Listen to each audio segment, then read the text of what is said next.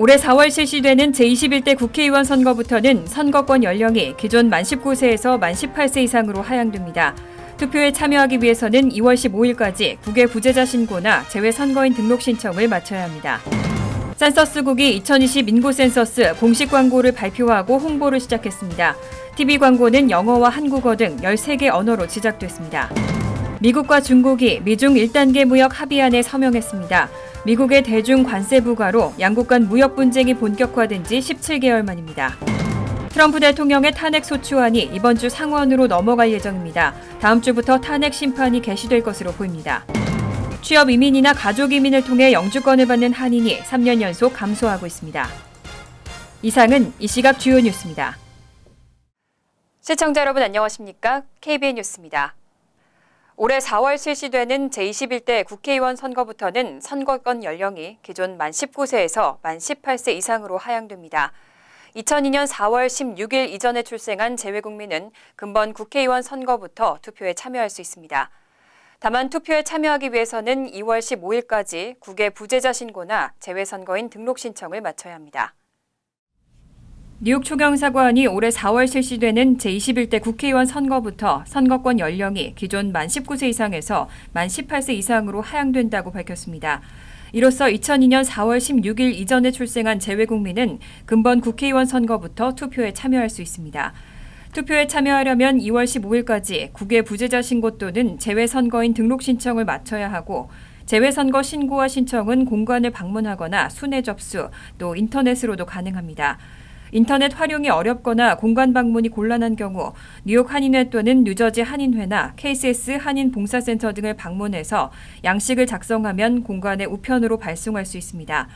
또 휴대폰 등으로 사진을 찍어 전자 우편으로도 제출할 수 있습니다.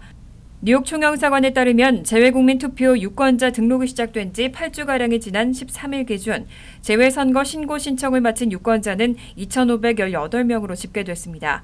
지난 20대 총선과 비교하면 576명이 늘어났지만 뉴욕 이런 5개 주의 예상 선거권자 수가 16만여 명에 달하는 걸 감안하면 여전히 저조하다는 분석입니다. 센서스국이 2020 인구 센서스 공식 광고를 발표하고 홍보를 시작했습니다. TV 광고는 영어와 한국어 등 13개 언어로 제작됐는데요. 아빠와 딸이 대화를 통해 센서스의 중요성을 이야기하는 형식입니다. 보도에 임동규 기자입니다. 오는 4월 1일 실시되는 2020 센서스 인구 조사에 앞서 어제 워싱턴 DC에서는 센서스국과 각 지역별 언어별 커뮤니케이션 팀 그리고 지역 언론사들이 함께하는 컨퍼런스가 열렸습니다. 이번 컨퍼런스는 영어와 한국어를 포함한 13개 언어로 미 전역에 제공되는 1,000여 개의 인구 조사 관련 광고가 공개됐습니다. 센서스국이 선보인 광고는 어제부터 TV, 라디오, 빌보드, 버스 정류장, 소셜미디어 등을 통해 방영되고 있습니다. 60초와 30초 두 가지 버전으로 제작된 한국어 TV 광고는 한인 부녀가 대화를 통해 센서스 인구 조사 참여로 주민과 커뮤니티가 받을 수 있는 혜택을 설명하며 인구 참여를 독려하는 내용입니다. 한편 센서스국은 우리가 만드는 미래, 지금 시작하십시오라는 슬로건과 함께 집계가 어려운 지역의 주민들에게 센서스 참여를 독려하기 위해 8,000개의 센서스 추진위원회를 설립하고 200여 개의 단체와 파트너십을 체결했다고 밝히며 센서스 참여가 각 커뮤니티에 미치는 긍정적 영향을 강조해 참여를 확대시키겠다고 전했습니다.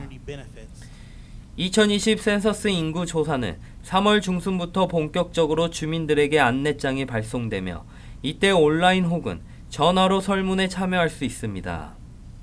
설문에 참가하지 않을 경우 총 4차례의 우편이 발송되며 응답을 하지 않을 경우 센서스국 직원의 방문으로 인구 조사에 참여할 수 있습니다. KBN 뉴스 임동규입니다. 미국과 중국이 미중 1단계 무역 합의안에 서명했습니다. 재작년 7월 미국의 대중 관세 부과로 양국 간 무역 분쟁이 본격화된 지 17개월 만입니다. 미국은 추가 대중 관세 조치를 취소하고 1,200억 달러 규모 중국산 제품에 적용하던 15%의 관세를 절반으로 인하했습니다. 트럼프 대통령과 류허 중국 중앙정치국 위원 겸 부총리는 오늘 백악관에서 미중 1단계 무역 합의안에 대한 서명식을 개최했습니다. 트럼프 대통령은 시진핑 중국 국가주석에게 인사를 전하면서 우리는 오늘 공정하고 상호 호혜적인 무역의 미래를 위해 이전에 중국과 해본 적 없는 중대한 발걸음을 뗐다고 말했습니다. 트럼프 대통령은 함께 과거의 잘못을 바로잡고 미국 노동자와 농부, 가정들의 경제적 정의와 안보를 제공하고 있다면서 멀지 않은 미래에 중국을 방문할 것이라며 매우 좋은 친구인 시 주석에게 감사하고 싶다고 전했습니다. 이어 연단에 오른 류 부총리는 시 주석의 친서를 전했고 시 주석은 친서에서 양측이 평등함과 상호 존중을 갖고 관련 문제들을 함께 다뤄나가자고 주장했습니다. 또 미국도 중국 기업들을 공정하게 대하길 바란다며 트럼프 대통령과 긴밀히 협력할 준비가 됐다고 밝혔습니다. 미국과 중국은 지난달 13일 재작년 7월 미국의 대중 관세 부과로 양국 간 무역 분쟁이 본격화된 지 17개월 만에 1단계 무역 협상 타결을 발표한 바 있습니다. 미국은 추가 대중 관세 조치를 취소하고 1,200억 달러 규모 중국산 제품에 적용하던 15%의 관세를 7.5%로 인하했습니다. 중국은 미국산 농산물과 상품, 서비스 등의 대량 구매를 약속했습니다. 트럼프 대통령의 탄핵 소추안이 이번 주 상원으로 넘어갈 예정입니다. 다음 주부터 탄핵 심판이 개시될 것으로 보이는데 상원에서는 공화당이 다수당인 만큼 트럼프 대통령에게 무죄가 선고될 가능성이 높아 보입니다. 우크라이나 스캔들 의혹을 둘러싼 트럼프 대통령의 탄핵 심판이 본격화될 전망입니다. 상원의 탄핵 심판은 다음 주 개시될 것으로 보이는데 지난달 18일 트럼프 탄핵안이 하원을 통과한 지 약 한 달 만입니다. 민주당 소속 낸시 펠로시 하원의장은 14일 성명을 통해 탄핵 소추안을 송부하고 탄핵 소추위원들을 지명하기 위한 표결을 15일 실시하기로 했다고 밝혔습니다. 그러면서 미국인은 진실을 알아야 하고 헌법은 심판을 요구하고 있다며 상원은 헌법과 은폐 가운데 하나를 선택해야 한다고 강조했습니다. 탄핵 소추위원들은 표결을 앞두고 공개될 예정입니다. 펠로시 의장은 지금까지 누구를 소추위원으로 선택할지 언급한 바 없지만 언론에서는 제리 네들러 법사위원장과 애덤 시프 정보위원장이 후보군으로 꼽히고 있습니다. 네들러 위원장은 소추안 작성을 주도했고 연방 검사 출신인 시프 위원장은 탄핵 소추에 앞서 사실관계를 파악하기 위한 탄핵 조사를 이끌었습니다. 소추안이 상원으로 넘어오면 상원의원 전원이 배심원으로 참여하는 심리가 진행됩니다. 과반 찬성이 필요한 하원과 달리 상원은 3분의 2 이상의 찬성이 있어야 탄핵안이 통과됩니다. 한편 공화당은 신속하게 심리를 끝내고 무죄 판결을 내린다는 전략입니다. 상원에서는 공화당이 다수당인 만큼 최종적으로 무죄가 선고될 가능성이 높다는 전망입니다. 트럼프 행정부의 공적부조 새 규정의 시행 여부가 결국 연방대법원에서 판가름 날 것으로 보입니다. 연방대법원의 최종 판결이 나올 때까지는 현재 전국적으로 적용된 시행 중지 가처분 결정으로 새로운 규정이 적용되지 않습니다. 13일 의회 전문 매체 더힐 등은 트럼프 행정부를 대표하는 법무부가 연방대법원에 공적부조 새 규정 시행을 허락해 줄 것을 요구하는 긴급 상고를 제출했다고 보도했습니다. 이는 지난 8일 맨하튼의 연방 제2순회 항소법원이 1심 법원의 공적부조 시행 중지 가처분 결정을 무효화시킬 수 없다는 판결을 내린 데 따른 트럼프 행정부의 발빠른 대응으로 해석되고 있습니다. 당시 판결을 내린 항소법원 3인 재판부는 모두 민주당 지명 인사였습니다. 지난해 8월 트럼프 행정부가 발표한 공적부조 규정 개정안은 연방정부가 저소득층에게 제공하는 메디케이드와 푸드스탬프 등 비현금성 지원 프로그램 수에도 공적부조 개념에 포함시키고 관련 혜택을 12개월 이상 받은 이민자는 영주권 심사 신청 시 기각 사유로 삼을 수 있도록 하는 내용입니다. 이러한 공적부조 규정은 지난해 버지니아주 리치몬드의 연방 제4순회 항소법원과 캘리포니아주 샌프란시스코의 연방 제9순회 항소법원에서 시행중지 가처분을 일부 무효화하는 결정이 내려진 바 있습니다. 하지만 최근 뉴욕에서의 무효화시킬 수 없다는 판결로 전국적으로 시행중지 가처분 효력을 유지하고 있습니다. 항소법원 심리 및 구두변론은 오는 2월에서 3월 계속될 예정입니다. 연방대법원의 최종 판결이 나올 때까지는 현재 전국적으로 적용된 임시 가처분으로 새 규정이 적용되지 않습니다. 취업 이민이나 가족 이민을 통해 영주권을 받는 한인이 3년 연속 감소하고 있습니다. 대신 시민권자 배우자를 통해 영주권을 받는 한인은 꾸준히 늘고 있습니다. 이민 트렌드가 바뀌고 있다는 분석입니다. 국토안보부가 최근 발표한 2018 회계연도 이민 연감에 따르면 이 기간 동안 취업 및 가족이민 쿼터 시스템을 통해 영주권을 취득한 한인은 17,676명으로 집계됐습니다. 2016년에 21,801명보다는 19% 줄었고 2017년 19,194명에서 8% 감소했습니다. 이민 종류별로 보면 영주권자의 직계가족 및 자녀, 시민권자의 미혼 자녀 및 형제자매로 가족이민을 신청하고 영주권을 받은 한인은 7,011명으로 전체 한인 영주권 취득자의 40%를 차지했습니다. 이 중에서도 시민권자 직계가족으로 영주권을 취득한 한인은 5,833명으로 집계됐습니다. 2016 회계연도에 7,053명보다 1,220명, 17.3%나 감소했습니다. 실제 가족이민 문호를 통해 영주권을 받는 것보다 결혼을 통해 영주권을 취득하는 경우가 대부분이라는 분석입니다. 한편 한인 전체 영주권 취득자 가운데 1,601명은 취업이민 문호를 이용한 것으로 조사됐습니다.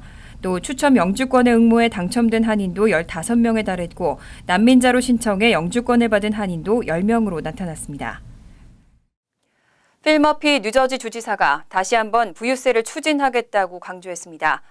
연소득 100만 달러 이상의 고소득자에게 10.75%의 세율을 부과하겠다는 방침인데요.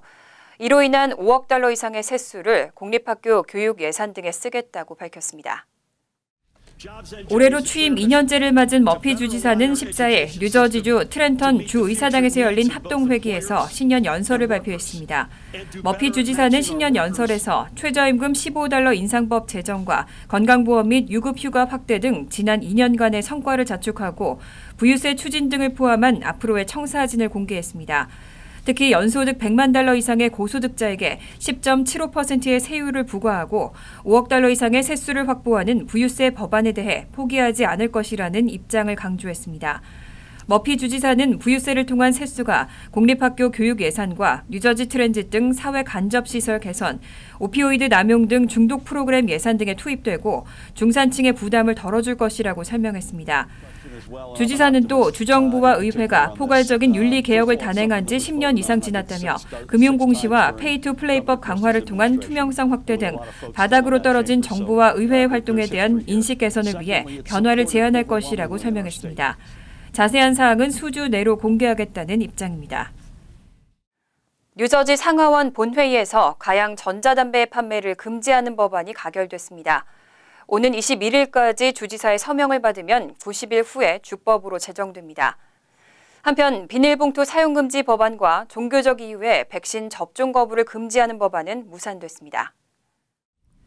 13일 주 상하원 본회의에서는 가양 전자담배 판매를 금지하는 법안이 상원은 찬성 22표 대 반대 15표, 하원 53표 대 11표로 가결됐습니다. 법안은 당초 민트와 망고향 등 가양 전자담배는 물론 맨솔과 박하향 전자담배까지 판매 금지하는 내용을 포함했습니다. 하지만 주 상원 예산위원회와 주 하원 세입위원회 심의 과정에서 세수의 감소 우려로 맨솔향은 규제 대상에서 제외됐습니다. 오는 21일까지 필 머피 주지사의 서명을 받으면 서명 90일 이후 주법으로 제정됩니다. 한편 주의회는 전기차 보급 확대를 위해 전기차를 구입하면 최대 5,000달러의 리베이트를 지원하는 내용의 법안을 상원 27대 12, 하원 65대 9로 통과시켰습니다. 법안은 또 오는 2025년 말까지 200개 이상의 충전소에서 최소 400개의 급속 충전기를 갖추도록 의무화할 것을 명시했습니다. 한편 주의회는 일회용 비닐봉투 금지 법안을 상원에서 가결시켰지만 하원이 표결을 진행하지 않아 결국 무산됐습니다. 또 종교적 이유의 백신 접종 거부를 금지하는 법안도 상원에서 표결에 붙이지 못하면서 무산됐습니다. 새해를 맞아 우편요금 일부가 오는 26일부터 인상됩니다. 대부분이 약 1.9% 정도 인상되는데요. 국제우편은 기존 1온즈당 요금이 1달러 15센트에서 1달러 20센트로 조정되고 그 외에는 기존 요금이 유지됩니다.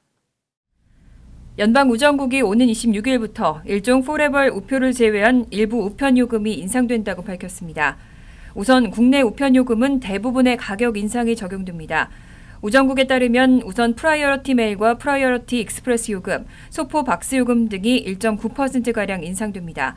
스몰박스 고정요금은 7달러 9센트에서 8달러 3센트, 중간 크기 박스는 14달러 35센트에서 15달러 5센트로 인상됩니다. 또 큰 박스는 19달러 95센트에서 21달러 10센트로 인상됩니다. 일반 우편봉투 메일은 7달러 35센트에서 7달러 75센트로 인상됩니다. 국제우편은 무게가 1온스일 경우 1달러 15센트에서 5센트가 오른 1달러 20센트로 조정된 것 외에는 기존 요금이 유지됩니다.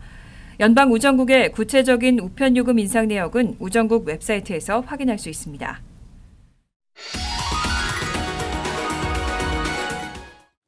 이어서 LA 지역 한인사회 소식입니다. LA 국제공항 인근 상공에서 비행기 연료가 분사돼 땅으로 떨어지는 사고가 발생했습니다. 인근 지역의 초등학교 학생 다수가 부상을 입었습니다. LA 카운티 소방국에 따르면 오늘 정오쯤 LA 국제공항에서 15마일 떨어진 파크 애비뉴 초등학교에서 운동장에 있던 학생과 교직원 수십여 명이 갑자기 피부 발진과 호흡곤란을 호소해 응급치료를 받았다고 밝혔습니다. 이와 관련해 연방항공청은 오늘 오전 LAX를 출발한 델타 항공의 플라이 89기가 엔진 문제로 관제탑에 비상 착륙을 요청한 것이 확인됐다며 인근 지역 학생들의 부상이 이와 관련된 것으로 보고 조사를 진행 중이라고 전했습니다. 이에 대해 델타 항공은 해당 항공편이 비상 착륙을 하면서 기체의 중량을 줄이기 위해 상공에서 연료를 버린 사실이 확인됐다고 밝혔습니다. 한편 비상 착륙을 시도한 델타 항공은 무사히 공항으로 돌아왔으며 이번 사고와 관련해 심각한 부상을 입거나 병원으로 후송된 학생들은 보고되지 않았습니다. 누리 마르티네즈 신임 LA시 의장이 14일 공식 취임했습니다. 누리 마르티네스 LA시 의장은 오늘 LA시청에서 공식 취임식을 갖고 가족이 최우선이라는 아젠다를 제시하고 LA시의 고용 창출과 저소득층 지원 사업 등 다양한 프로그램을 추진할 예정이라고 밝혔습니다. I remember being in our bedroom with my sister and hearing my mother cry every time she had to lose her job. I remember the conversations and the anxiety that took over our household as a result of knowing that my parents were basically making ends meet and did not know whether they were going to be able to make the mortgage payment the next month. 특히 마르티네스 시 의장은 노숙자 현안을 시급한 과제로 꼽고 노숙자 관리국과 함께 적극적으로 문제를 해결해 나갈 것이라고 언급했습니다. LA시의 역사상 두 번째 여성 시의장이자 라틴 계로는 최초 여성 시의장인 누리 마르티네스 의장은 허브 웨슨 전 시의장의 자녀 임기를 이어받아 오는 12월까지 의장직을 수행하게 됩니다. 간추린 소식입니다. 뉴욕 한인학부모협회는 14일 뉴욕시 교육청과 코리 존슨 뉴욕시 의장실 등의 서한을 보내고 올해 학사 일정에 설날이 포함되지 않았다며 강력하게 항의했습니다. 이에 대해 교육청은 올해 설날이 토요일이기 때문에 학사 일정에 기재하지 않았다며 2018년도와 2019년도에는 학사 일정에 포함시키고 휴교를 실시했다고 해명했습니다. 이에 대해 최윤희 공동회장은 설날이 토요일인 경우에는 다른 날을 정해서 휴교를 해야 하는 것이 맞다는 입장을 밝혔습니다. 국세청이 무료 세금보고 사이트를 지난 10일부터 오픈했습니다. 국세청은 홈페이지 내 무료 세금보고를 이용해 무료로 개인 소득세를 신고하는 납세자들이 매년 늘고 있다며 지난 10일부터 이 사이트를 공개했다고 밝혔습니다. 국세청은 비용 부담을 느끼는 납세자들을 위해 연소득 6만 9천 달러 이하인 납세자를 대상으로 온라인 무료 세금보고 프로그램을 제공하고 있습니다. 맨하튼 어퍼이스트 사이드 고층 빌딩에서 대형 화재가 발생했습니다. 뉴욕시 소방국은 14일 새벽 2시쯤 레녹스힐 72가에 위치한 41층짜리 아파트에 불이 나 생후 일주일 된 아기를 비롯해 주민 22명이 다쳐 인근 병원으로 옮겨졌다고 밝혔습니다. 치료 중인 주민 가운데 2명은 위중한 것으로 알려졌고 소방관 4명도 화재 진압 중 부상을 입었습니다. 소방당국은 이날 화재가 24층에서 시작된 것으로 보고 불이 붙은 뒤 아파트 출입문이 열려진 탓에 삽시간에 복도를 통해 번진 것으로 추정하고 있습니다. 뉴욕주 내 리무진 운행 규정이 대폭 강화됩니다. 뉴욕주 상하원과 앤드류 쿠오모 뉴욕 주지사는 14일 리무진 운행 강화 법안을 통과시키기로 합의했다고 밝혔습니다. 법안에 따르면 앞으로 리무진 차량에는 위성 위치 확인 시스템을 의무적으로 설치해야 하고 차량 및 운전자에 대한 검사를 정기적으로 실시해야 합니다. 또 9명 이상의 승객을 태운 리무진 운전자는 상업용 운전면허를 반드시 취득해야 합니다. 환율과 증권 소식입니다.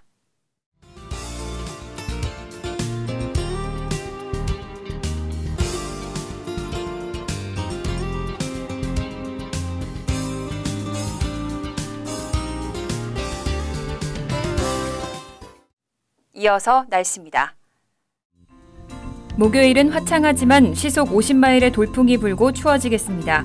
낮 최고 기온은 49도, 섭씨 9도, 밤 최저 기온은 22도, 섭씨 영하 6도로 예상됩니다. 금요일은 대체로 화창하지만 춥겠습니다. 토요일은 흐린 가운데 오후부터는 때때로 눈이나 비가 오겠습니다. 이상으로 KBN 뉴스를 마칩니다. KBN과 함께 즐거운 저녁 되시기 바랍니다.